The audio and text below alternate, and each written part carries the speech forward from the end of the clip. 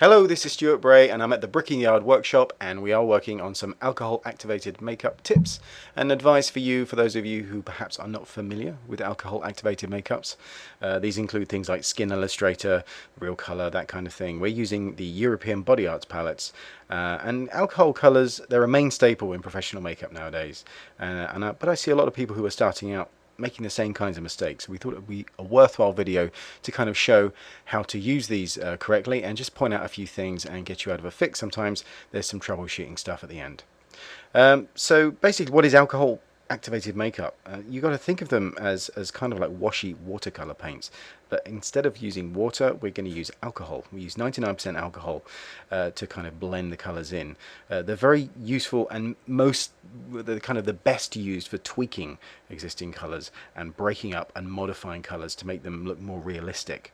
So the realistic coloration, such as like mottling moles and freckles, because often an appliance is one flat smooth color, like you can see here on this piece. It's flesh tone, but it's one consistent flesh tone, unlike the skin around it. And so by using subtle layers of colors, we can actually introduce those differences to make the piece match the skin surrounding it, rather than smother something in one flat even color like a foundation, which I wouldn't recommend doing for a small piece like this.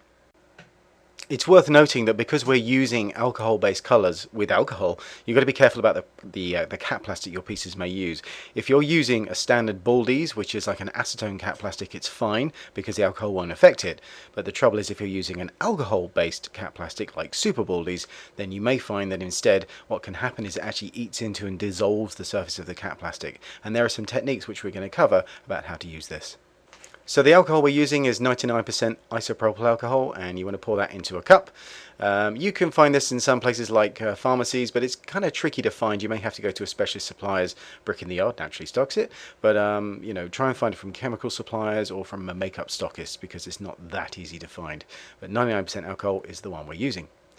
Well, now, to start off my colouring, I always tend to do, especially Caucasian skin tones, with a red, because we want to put back the blood that we've kind of covered with the piece, because like I say, the piece is quite flat, and I tend to not make my pieces too red, because obviously I wouldn't want to add red where I don't need it, so it's easier to add the red with just colour. So here I'm taking a very, very small amount of colour with the alcohol and just using the palette here on the lid. You can see I'm making a very, very thin wash, because I don't want to put too much of it on. It needs to be a very, very runny mix. So don't be afraid to use lots of alcohol. You can see here how thin the colour is actually going to be when I put it on. And I start here with just a very, very small brush, just kind of keeping the brush dancing around. I'm very keen on keeping the brush moving around. It's very important that you don't work the same place too many times, because what can happen is you reactivate either the cap plastic underneath or the colour, and you may end up wiping it away, and instead of accumulating layers of colours, you end up just wiping away what you'd previously put down, creating a clean patch, which is no good and won't help you out. So just keep that brush dancing around. You can kind of noodle around and just, I tend to draw like little X's and Y's and little lines and shapes just on that on the piece with the brush. That red I used previously got me some of the way there, but I wanted to use a slightly pinker red, so I've gone for this sort of vein red tone, which is a vein blood. And this works quite nice to, again, blend some of this piece into the existing redness of the cheek around it. And it's very important that we're trying to only add the red into the piece, which will bring it up to the level of the face around it. I'm not looking to obliterate everything with one flat colour. So it's very worthwhile noting that it's quite tricky to do a subtle enough amount of it. So don't underestimate how tricky it is to actually make a thin enough wash, because it's very easy to add too much. So the next colour I'm going on with is a kind of a yellowy kind of colour. So you've got this kind of warm ochre-y kind of colour, but I just need the yellow from it. So what I'm going to do is to use a very, very small amount of this. Again, I tend to build up a thicker amount than I need on the palette lid, and then I'll just use lots of alcohol to wash it right down. So I knock it down to a very, very thin wash and then apply that to the surface. So this colour is obviously what's it called, nicotine stain. This colour is nicotine stain, but you just want that kind of colour, that kind of warm yellowy colour. I'm also going to cut down a chip brush. So this is just a 1/2 inch 12mm wide brush, and just about halfway down use a stiff pair of scissors to snip off the top, so you get a much stiffer, shorter brush. That's for flicking colours on later. Now when you're flicking colours on, you can kind of see here that you can flick the colours on to create lots of little specks of colour. So again, make them very, very washy so that you don't identify each individual speck, and then you can apply the colour the same way just by flicking gently onto the skin. Obviously the closer you go to the surface, the less it's likely to stray onto areas where you don't want it. It's worth keeping the eyes closed of your subject so they don't get any stray flicks into the eye, but you just kind of flick gently on, and again just build up gradually bit by bit, allowing each layer to dry fully before applying. Sometimes I'll actually dab off the colours either with a brush or with my finger, and again just kind of dabbing on tiny bits of colour. If you see any runs or drips, it's a good idea to kind of attack them before they start running everywhere, just to kind of smash them down and stop them from being drips. Because if you, here I've done it on a whiteboard, you can see if you accumulate lots and lots and lots of sprays, little specks of colour, they accumulate, collect together, and they form runs, and that's when you're going to get a mess on your makeup, so be careful of that. So the next colour I'm going to go to is the Vein Blood. Big fan of this kind of colour. It's a red, but it's not too bright. It's quite pinky. So again, I'm going to use a bit more of that. And the reason is because I'm looking through the lens of the camera, and I can see the piece to my eye looks fine, but on camera it's still not red enough. So you have to trust the lens, because ultimately that's what's going to be recording it, and just add those reds. And again, don't do too much at once. Gradually build it up, let it dry, and just keep adding it until you've got enough. Now eventually I do have enough, but there are some spots where it's still not quite enough. So rather than redden the whole area, I'm going to go in with a very, very small brush like this, just dabbing on colours specifically. But again, letting it dry and then add more on over the top. If you keep working on the same spot repeatedly, there's a good chance that you might end up just making a mess. So if you just dab a bit, keep the brush dancing, let it evaporate, let it dry. You can use either a hairdryer or a blow dryer on cool. There's just the air blowing over the top that will evaporate it, or a piece of cardboard or something just as a fan to kind of waft the fumes away. It's a good idea if you've got somebody very sensitive to the fumes, or if you've got an extensive makeup, is to have a desk fan some distance away so it doesn't disturb you, but a gentle breeze of air blowing past the nose, and it'll push the fumes away from the nose in a passive way, so you don't have to constantly monitor that and keep fanning it. It just kind of blows the fumes away as you go. Just be sensitive with your subject as well. Obviously if you're working around the nose or near the lips or anything like that, then obviously the fumes are going to be a bit more of a problem. But it's somewhere in the here, like on the cheek, especially if you're starting out, it's good to kind of do somewhere away from places where you can smell it, or you know, get it into the eyes. And it's very important, I must mention, to work away, you know, careful to work away from the eyes. If you need to get near the eyes, I would switch to something like a grease paint or a cream based makeup, rather than using, that's me again, hello, using like a cream, like an alcohol based colour, just in case you make their eyes sting in water. They will not thank you for that. So now just a little bit more flicking on with some reds, a little bit of green. I tend to find, especially again with Caucasian tones, a greeny yellow and a nice red that's quite pinky mixed together in different combinations, whether you need a more greeny kind of yellowy colour or a more pinky colour. Those two colours will do pretty much 80–90% of the colour, just flicking them on gently, and it's surprising how much darker it needs to be than you would realise sometimes. So now the piece is pretty much up to scratch with the skin. It kind of they're very, very similar. I now want to sort of extend the area of the effect. So what I'm going to do now is put some faint pinky sort of scratch lines elsewhere on the face, here up on the cheek, and a little bit maybe on the ear. And the idea is basically, like I say, just to extend the effect. If there's someone's, you know, has had an injury and they've got like a cut on their face. This mold, by the way, this piece came from one of my flat molds, the laceration incision number 1 piece. I want to put some more effects around the face. It doesn't always have to be just about the appliance. It's, you know, reasonable to think that if someone got a cut like that, they could have scuffs and scratches elsewhere on the face. So I start with a faint pink area to make the skin look like it's reacting to those scratches, and then inside of that putting some harsher, darker red lines in there using a thinner brush. Another little trick is to use some blood. Here we've got the EBA The Blood, which is a very, very nice blood. It's a very nice colour, and it dries realistically, and that can be used on the makeup and the skin, and it doesn't bead up or anything like that. It looks very, very good on the silicone. So as a little tip, just to get the little scratches nice and thin, because obviously what we've got here is on the skin, sort of faint pink areas which are quite broad. We actually want to have some realistic thin slices in there. So I'm actually using the edge of a post-it note, or you could use a thin piece of card or paper or anything. The trick is just to dab, to press on, not to wipe. We don't want to cause real paper cuts. You just want to press very lightly the edge of the paper once it's been soaked into the blood. And now, being an alcohol-based blood, it does evaporate, so you have to work reasonably quickly with it. But the plan is to just press onto the surface like that, and you get a very, very thin line easily. And I found that sometimes it's tricky to do thin lines like this using a brush, because just the very nature of a brush, if you press a little bit too firmly, you end up with a wide mark, or at least much wider than is necessary for a realistic thin scratch. So the edge of something thin, like a piece of paper, is a very useful tool just for adding a tiny realistic thin scratch. You could obviously do this with makeup as well, but I like the blood color because it is the correct color for blood, but also it'll stay very well too. So with the scratches in place, it's now time to put some blood colour into the wound. So I'm here using this vein blood colour, again, just inside the wound, being very careful not to get it on the outside areas. I want to get it inside the incision itself.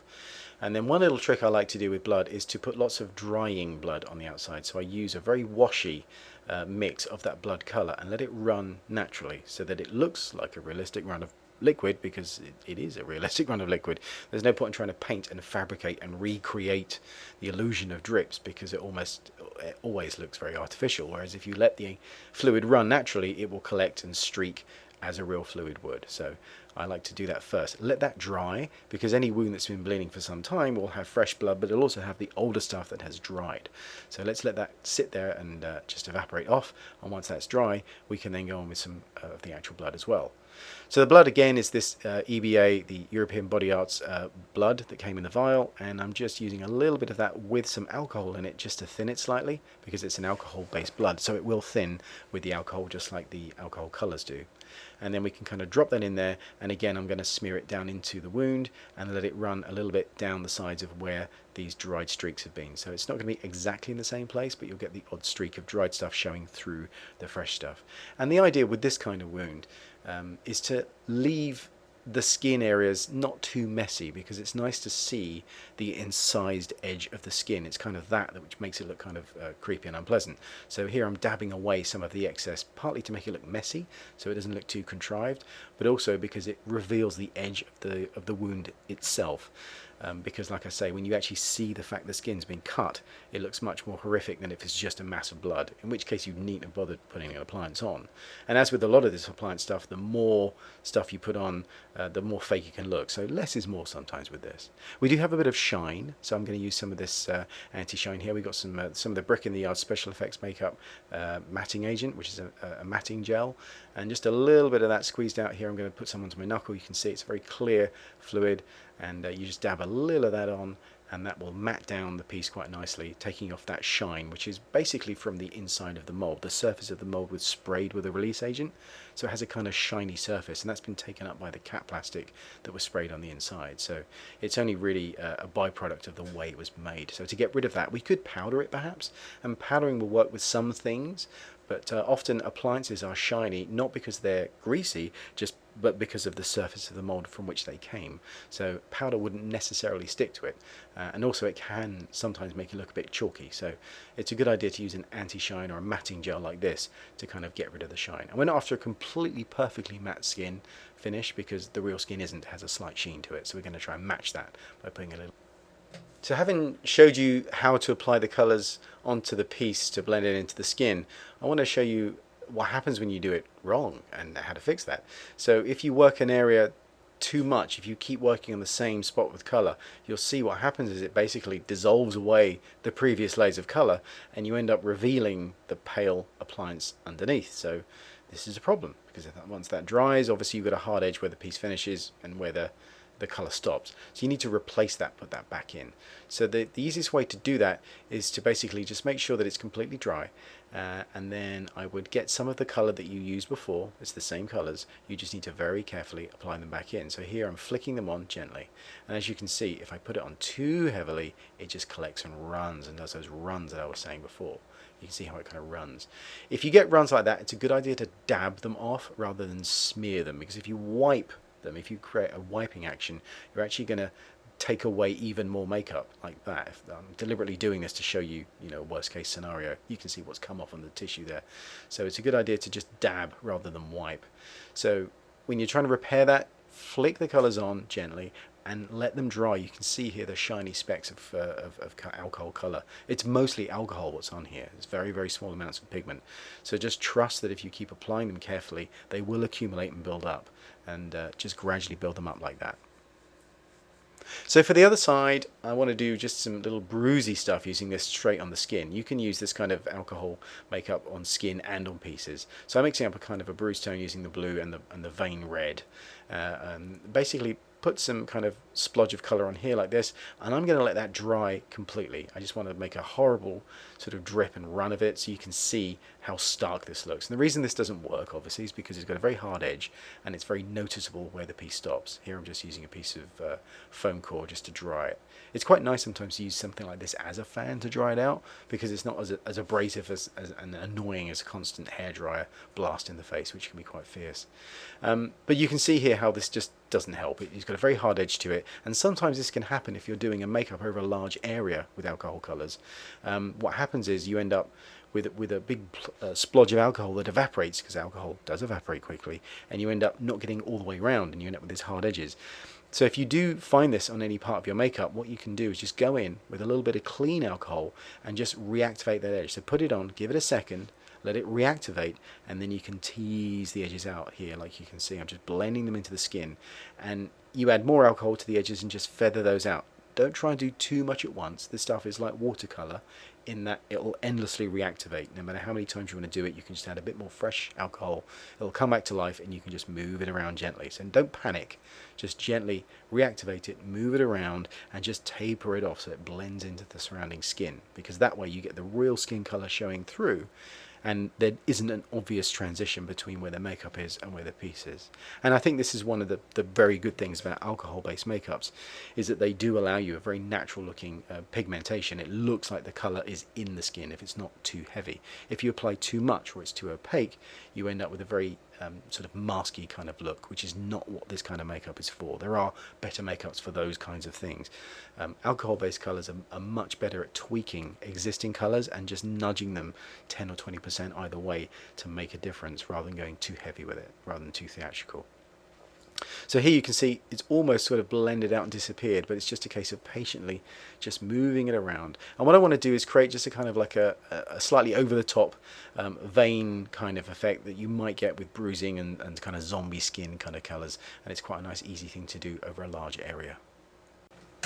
One thing I will often see with bruising is overly subtle effects. Now if you're trying to create something a bit more drastic, you're going to need some contrast in here, so I'm going to go in there with some slightly different colours. And another thing I want to do is move it around a bit, and one little trick I often do is to put way too much on over a large area, and then very quickly before it evaporates just dab it with some paper towel or some scrunched up tissue, and you end up with a very natural looking kind of mottle effect that was created without too much deliberation and without a lot of effort. And it's very good for large areas. If you had to make someone's entire back or someone's entire chest, for example, kind of mottled and zombie kind of color, rather than laboriously drawing in each individual vein, you can kind of do it like this to very quickly establish a kind of a pattern which you can then work into once this layer is dried, and then establish and pick out various things or take out things you don't want. It's a nice way of, you know, getting the ball rolling without too much conscious effort, which can sometimes get in the way and it ends up looking too laboured and too deliberate. So here I'm just kind of going on with a slightly redder tone, and again just putting it in some places and then dabbing it away with that paper towel just to kind of remove it in some areas, and it tends to look reasonably natural. And I'm going to add some yellow in here too, which you'll often see on bruises that have healed or have started healing after a day or two. You start getting that yellowing effect as the blood breaks down and disappears from the bruised site. And from a creaturey zombie point of view, it's quite a nice little addition. It doesn't have to be a heavy amount of colour, but if you do put a little bit of yellow, especially around the edges, it does tend to make it look a bit more realistic and like it's seated within the skin.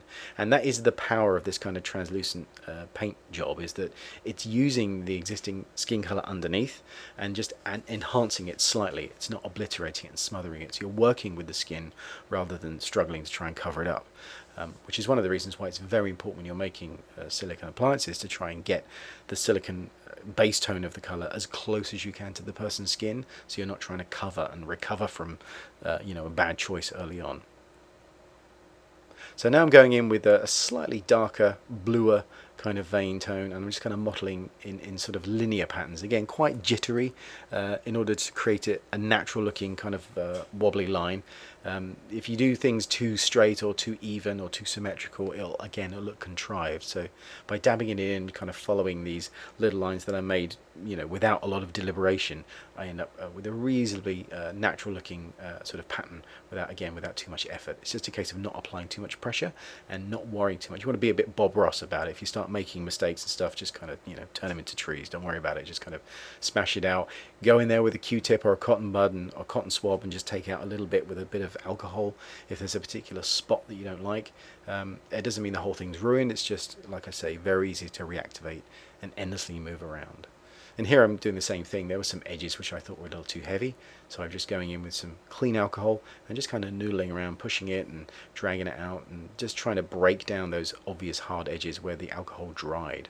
As you can see, it's an endlessly changeable surface. There's no state at which you're ever really able to say, oh, that's it, I can't change it. You can always move it around. And if you want to reduce this in any way, if you suddenly realize you put too much color on, a spritz of some alcohol and then just dabbing with pieces of tissue paper just to take some of that color off does a great job of reducing the effect without having to remove it entirely and start from scratch as well.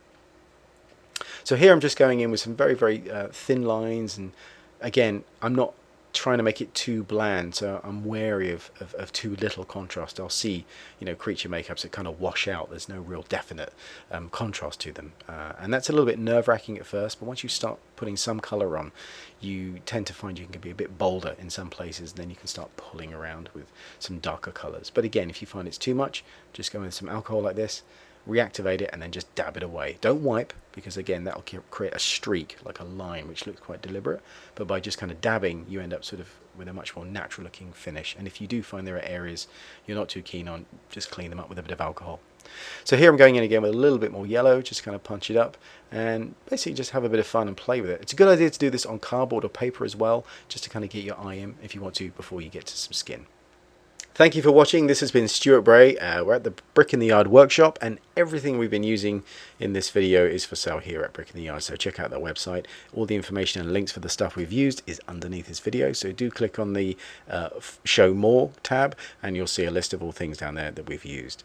It's also worth checking out my podcast I do with a guy called Todd Debrasini. You may have heard of him. He's written a really cool book about makeup effects, and it's worth checking that out. The podcast is called Battles with Bits of Rubber, because frankly that's what it's all about for me. It's all about the nuts and bolts of figuring out how to do stuff, and basically each episode is dealing with different kinds of aspects of making and stuff to do with making prosthetics and all that kind of stuff. So if you are a maker, you've experienced problems with prosthetics and making prosthetics, I think hopefully it'll be a worthwhile listen for you. So on iTunes, iHeartRadio, Google Play Podcasts, wherever you find your audio, you should find us there. So check that out. And my website is learnmakeupeffects.com/blog. Thanks for watching.